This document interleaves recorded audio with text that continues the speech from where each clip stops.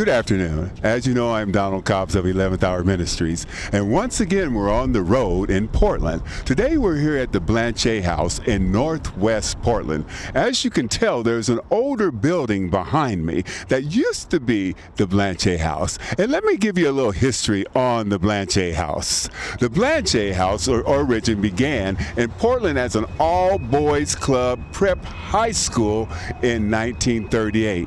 But today, we're here with another group of service-minded individuals. These individuals are young people. They're young people who have come together to come here to the Blanchet House and to serve.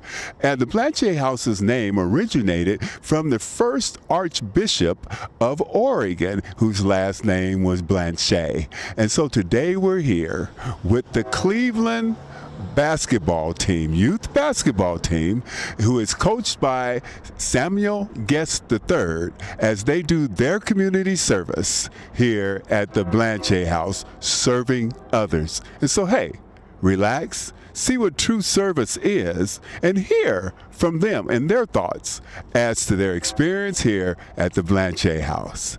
Thank you. Come on, let's go inside.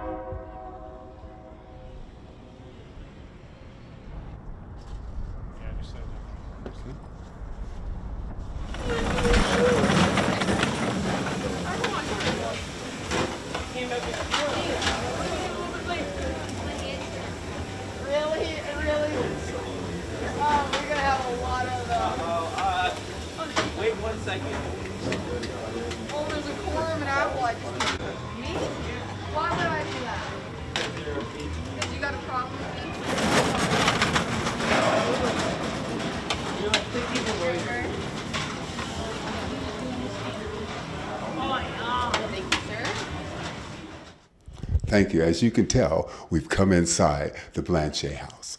But we're dealing with youth here today, and youth needs support.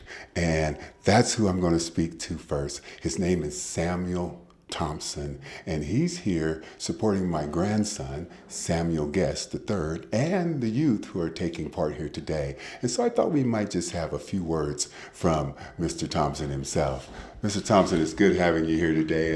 And I was really curious as to what made you come all this way just to come down here and to be a part. So I've heard Sam has been doing some great stuff in this community. I had a conversation with his mother. She said they were going to bring the kids here from the youth basketball team to give back for a day, and I just know the importance of that. I'm a kid that, as a kid, my basketball coach took us to Bologna Joe's to help out and those type of things. And so to see a young man in our community doing his part and getting other youth to do his part, I had to be here to support him. Yeah, because I think the moral structure is so important, and I think family plays a major part in that. And so, as for yourself and giving back to the community, what do you do to help youth in the community, or just to be able to give back? All right, so I started a nonprofit called Restore the Village in 2010. We do a ton of community events. I have a clothing closet for youth. I do a fun day with Black Santa. I do a Father's Day skate. I do a huge back to school backpack giveaway. And so my mom was a person that was of service. And so my whole life I've been doing my job or trying to do my piece to give back. And so that's what we do at Restore the Village. Well, I am so grateful, and we'll have to get together again and do a special with you because that sounds really interesting. But I'm thankful for your support, not only of my grandson, but for the youth today. Thank you for being with us here as 11th Hour's presentation at the Blanchet House. Thanks so much. Appreciate it. All right. Thank you. Cool. And so now I'd like to bring you to that person that I introduced to you previously that you didn't get to see. The person who is in charge of these great youth from the Cleveland Youth Basketball Team. And not to mention, he's my grandson, Samuel Guest III. Welcome, Samuel. Hey, thanks for having me. Oh, it's just great to have you here. Tell us a little bit about your basketball experience with these kids. It's been amazing. This past year was the first time that we were together, and we just clicked quick. And you don't always get that with a group of individuals, especially young kids these days. And it was something special. I could tell from the get go. And so within that, we continue forward our basketball season and continue talking. The parents were amazing. with outreach and volunteering and helping organize team events and things like that, even up to this one. And so it was just a good thing. It was fun. The message was across the board: respect and honor and dignity. Just representing yourself in the right light. That's really good because that's really important today. And family plays a major part in that. I see that you managed to get your uncle down here as well. Absolutely. And what I'm really enjoying is the fact that, having talked with some of the youth outside previously, they all had a sense for service. And so coming out of this, after this is all done, what do you see your future projects being to help them not only just have this knowledge, but be able to mentor them in a way that it will turn out to be such a thing with their families and with their peers? Right. It started with basketball. And I'm sure going forward it will continue with basketball as well as that platform and that initial steps that you take with a group and you get them to buy into community, into family, into just love, and also spreading that. And I believe that this can manifest itself into more things like this. And even bigger than that. Just community outreach, community gatherings, doing things together, just to skill build and keep these kids aware and understanding that they need to be the ones who humble themselves. Don't wait for something bad to happen. Don't wait for these things to happen in life that will naturally happen, to appreciate the things that you have already. And I think that this type of stuff goes straight to that point of understanding that you're fortunate and be thankful for the blessings that you have and for the things that your family allows you and things that your life allows you, because it's not always guaranteed, and this can be us at any moment in time, which you told the group outside, which I appreciated, because that's something I've been telling them for a long time now. Yeah, because it does work out the way. Life has its own twists and turns. Absolutely. And I know that you have to get back, but now, what does this do for Samuel Guest III? I think you could tell. I'm happy. I'm happy, and it really just speaks to people like yourself, like my Uncle Andre out there, who's out there, busting and serving people right now as we speak, and where my values came from, and so it gives me a real sense of love and just appreciation for the kids and understand that that's reciprocated from them back. And it's a beautiful thing to know that you can speak to somebody and use your platform to do something beautiful like that and really reach somebody at such a young age when these days that we're living in, that's not what's publicized about our youth. And I just want to be able to go to show people like, hey, no, it's about your platform, about your youth and how you actually want to, identify with them and, use your platform to create one for them. Well, hey, you're just like your grandpa. I better get this mic away from you so you get back out there yourself. Thank you so much. And hey, blessings to you, and we love you. You know we love you. And so, hey, continue your mission, sir. And this is Donald Cobbs of 11th Hour Ministries with a closing thought for you, that no matter what the age, no matter what the color, no matter what the condition, as my grandson said, anyone could be down here today needing a meal, needing help. And so as you pass those people on the street, don't look down, look up and realize that for them, there's genuinely no way but up. And we're back with two of the mothers of the youth who are here today and who are serving and servicing those in the lunchroom just beyond us. And we're going to start with Amy first. And Amy's one of the parents here that I had a chance to speak briefly with outside. And I just want to know a little bit about why she's here, why her son is here, and what she's doing to support this effort. Hi, Amy. Hi. It's good to see you. Just tell us a little bit about yourself, about your family, and your goal in being here. I am a mom of 3 boys, one of them on the basketball team, and my goal for being here is, I think, having them be part of the community and get exposure to people that live in our community that they maybe don't see on a regular basis, and realize that they play a part in making this community better by serving them. That's really good. Now, what will this event not just do for your son, but what will this event do for you? I think, you come to events like this and you realize there are people from all walks of life, and they can be your neighbors, and I think you forget that, and you can lose sight of it when you live in your own bubble, and I think it's important to get outside your bubble, and I just am happy that the team is doing this because I think it makes them stronger as individuals and as a team as well. Yeah, and that was one of the things that we happened to discuss previously was the fact of the moral fiber today and how important it is for our children to be able to establish themselves not only in the community successfully within their business or their chosen ventures, but also as how they're seen morally and the things that they give back to their community and how they go about it. Because there are a lot of people out here, as she said, that we don't know their situations. We don't know what got them here today. But we do know that they're in need of help. And the best help that we can give them is help that's given with joy and with love. And now I've gotten to my next victim. And no, she's not a victim. She's another wonderful mother of the youth that are here today. And she just has this vibrance about her, this invigorating smile and stuff about her. And so I know she's just naturally excited. But what does your son and what do you bring to this particular event? Oh, you're so kind. Honestly, I think all the boys really have learned a lot, quite frankly, from their coach who set this up. And he's been such a fabulous role model for the boys that I really wanted to support this because I feel like we're not just raising athletes and students, we're raising young men. And this is a big part of that.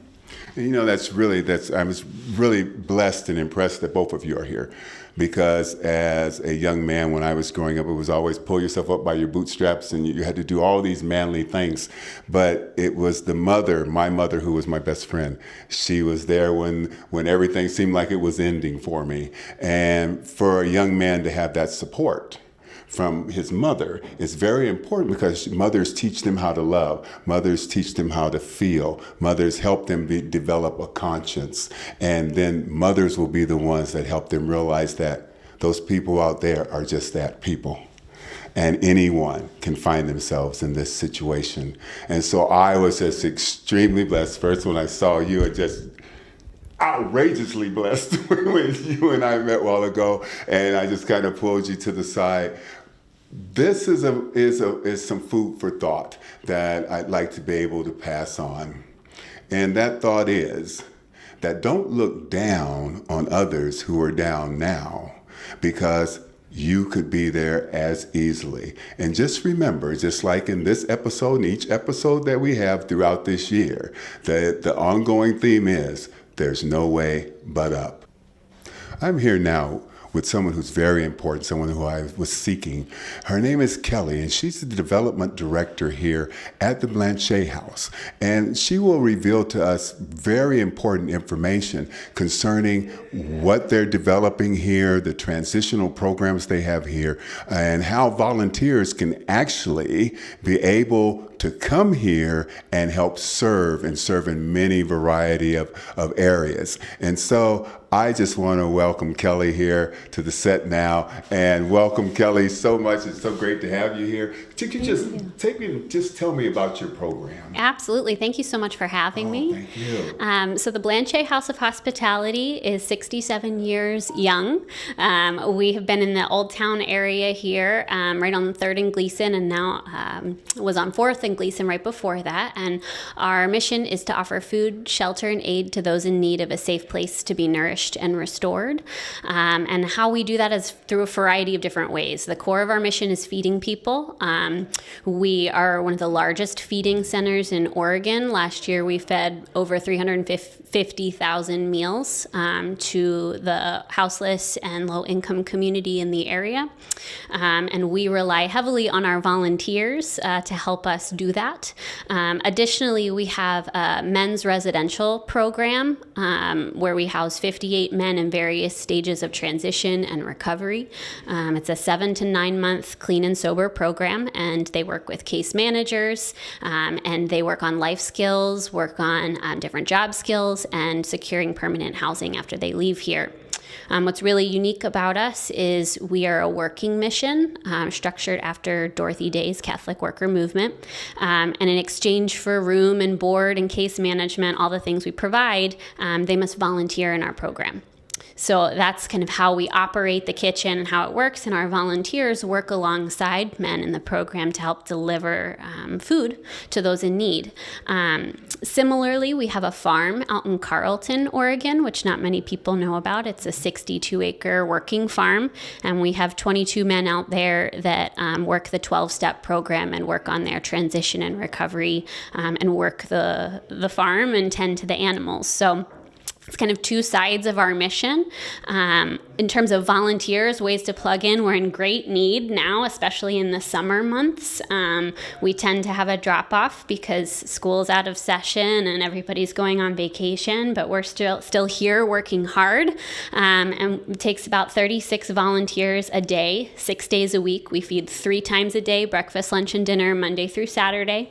And you can sign up to volunteer on our website, www.blanchethouse.org/volunteer. And it's a really easy, fun way to plug in and give back. It's a 2-hour commitment, and we offer you a great meal after the fact as a thank you from us to our volunteers. Yeah, and I was noticing that it had originated, if I remember correctly, in 1938.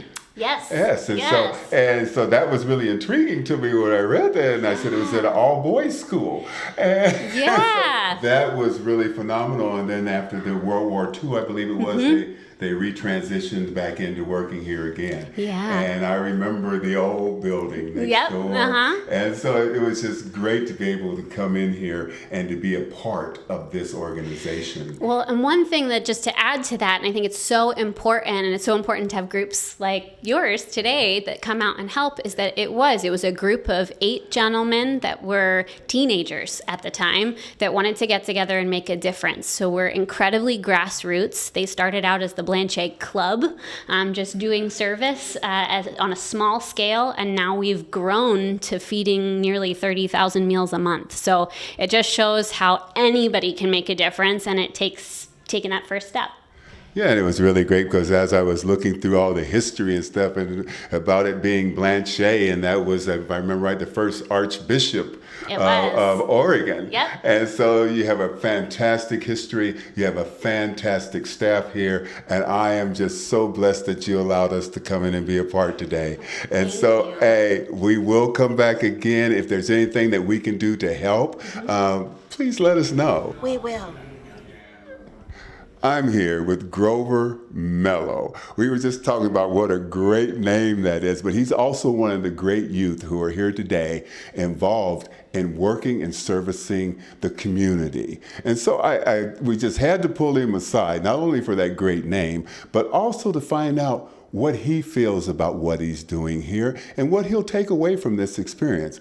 Grover, what do you feel about the things that you're getting to enjoy here today and serve others? Well, I love when other people are happy. Like, it's kind of like my brain, when I see someone happy, that also makes me happy. So it's just like good helping out the people in the world. And so what will you personally take from this experience? I know the happiness is part of it, but when you get back and you have opportunity to share with others and you tell them, when we were down at the Blanchet house serving people today, what will they say? What will you add to that to help them understand that this might be something they might want to do as well?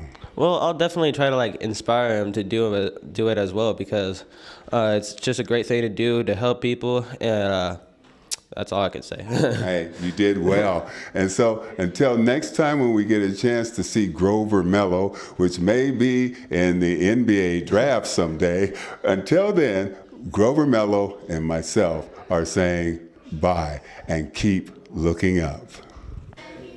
I'm here now with Taylor, and he was part of the group that came down here today to serve. Part of that group from the high school, from Cleveland, and he's an individual that has a heart for giving, and that has a heart and enjoys other people. And so I thought we should take a moment just to hear what this experience has done for him and what he'll take from this experience.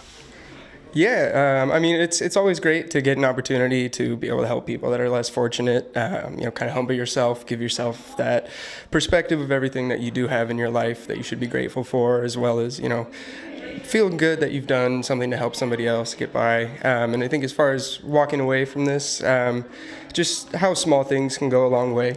Giving somebody some real table service, saying, enjoy, sir, enjoy, ma'am, have a great day. Thank you for coming in. Those are small gifts that, we kind of take for granted as, people in our position that, we don't have, to worry about those things. So giving those small little gifts to those people makes a big difference. And that was quite genuine from you, because you're the first one that I've heard, say the small things. And it is the small things, the greetings, the smiles that make a difference in people's lives. And so I was just so blessed that you brought that up. Now, how will you help the youth that you came here with? What will you model to help them? Yeah, I mean, the biggest thing is you just kind of have to lead by example. Show kids that, hey, those small things make a difference. Go out of your way, show them how to do it, and then show them, hey, this is, it's within your power to do so as well.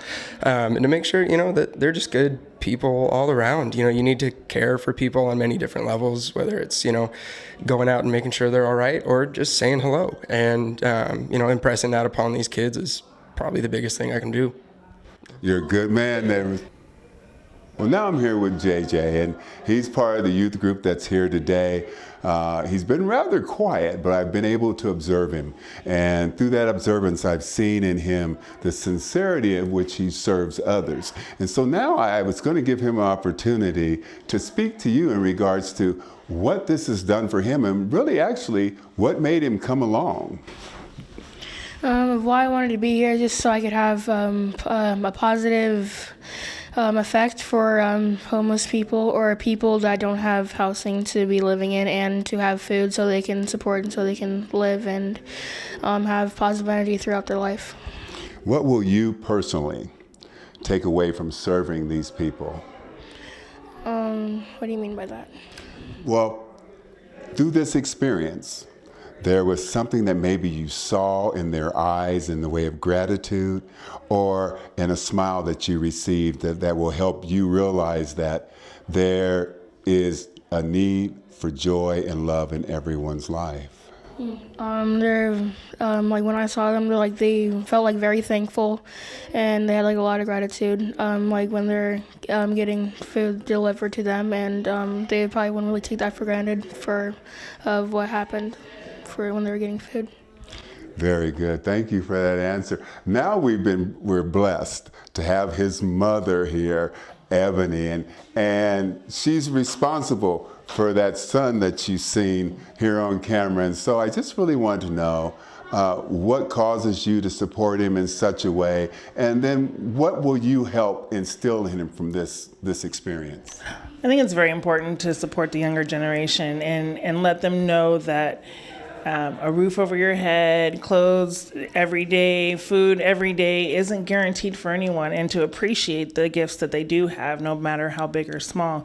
And it kind of comes full circle for me and my family, because less than 10 years ago, I was a customer at Blanchet House. I came to Blanchet's house for a meal when I was homeless, and my children were living with their grandparents. And today we have a different type of life, and we're able to give back. And I think it's very important that the younger generation give back, and so they don't take for granted Jordans or school books or book bags, or and know that there is another side of life, and they don't want to take the road that may have them end up there, and then they can also give back and reach up and help the next person coming through. That's very unique, because I was just speaking to someone prior to that when the Blanchet house was next door. I came there before, and I know some of the embarrassing moments, even when the bus would go past, as I would be standing there waiting. And so to have another sterling example of that, it may not always be easy, but it can be accomplished. It is very, very important for our community. And so if you were able to give me a closing thought, what would it be? Always be open to giving back, no matter how big or small. There's always someone out there that has a need, that even if it's a smile or a hi, how you doing, it can change the course of their day and maybe be one more positive step towards a change in their life or life circumstance. Well, you have heard it from a mother and son, and one who has experienced what it means to come from the bottom up. we have a really special guest right now, and he's special not only for the knowledge and his support down here, but also because he's my son. And so I'm pleased to have with me right now Andre Cobbs, who is here supporting his nephew, which is my grandson, but more importantly, it shows the ties of family, but more importantly, his love of service for the community. And so I wanted him to expand a little bit on not only why he's here, but what he brings to this and what he'll be able to take away. And so this is my son, Andre. Well, thank you. I think first and foremost, the opportunity to help my nephew and give him some support in what he's trying to do with these kids and show them what it means to serve. And so then to come down and actually get an opportunity to serve people who are considered less fortunate, I guess, is a blessing for me, because it's very easy for me to get caught up in my day-to-day, right, and the focus on the issues that I have in my life, which is very blessed. So to get that opportunity to come down here and help is definitely the reason why I come down. You know, I think lots of times, I was glad you brought that up, because lots of times we forget that. We forget through the hecticness of our own life, their own afflictions, their own problems, that there are people that have problems that the Lord has blessed us to be able to help. And I believe that with all my heart that good family values are at the root of that. And kind of tell them a little bit about your family and the values that you are trying to instill in your three children. Sure. So 3 kids who are range in age from 11 to almost 16 now, and really trying to get my kids to put other people first. And ultimately, if we can give more than we get, then we've done our job. And it's not that we have to neglect ourselves or that we can't do well for ourselves, but we want to start putting other people first. And because that will build on itself and create people who are in a better mood to serve others as well. So teaching them to commit to helping others helps everybody else around us. So that's definitely something we try to build in the house, is a heart to serve. Sure. And now for someone who's as successful as you are, both out in society, within your church and within your family, what can you personally take away from this experience? I get blessed by seeing people happy and people touched. And I know a lot of these guys that people that come in here, it's a routine for them, right? And it's a necessity, and they feel like, hey, I'm just coming to get my meal. But to see some of them actually get light up and get excited about this one opportunity, and for me, it's a blessing just to see other people do well. And so, and to serve, I feel more complete when I help and when I serve other people, whether it's here, whether it's at my job, whether it's in my church. When the Lord gives you a heart to serve, that's where you feel complete. And so now you've heard it. You've heard it from several other individuals. I think my son really summed it up best. Wherever we can go and that we can serve, and God has given us a heart to serve, and we can do it freely, without begrudging giving, but actually utilizing the joy and the love that the Lord gives to us to bring that joy and that love to someone else and place it in their hearts as an experience that they will always remember. And so now, as we move forward in the programming, I'd like to thank my son and most of the organization that was here today for their help here at the Blanchet House. I'd like to thank the staff here for having us in to be able to do this function. And most importantly, I want to thank my grandson, Samuel Guest III, because his youth, through his coaching, through his teaching, have developed a heart for giving. And so I thank you, and I know they do as well. Thank you. Keep looking up.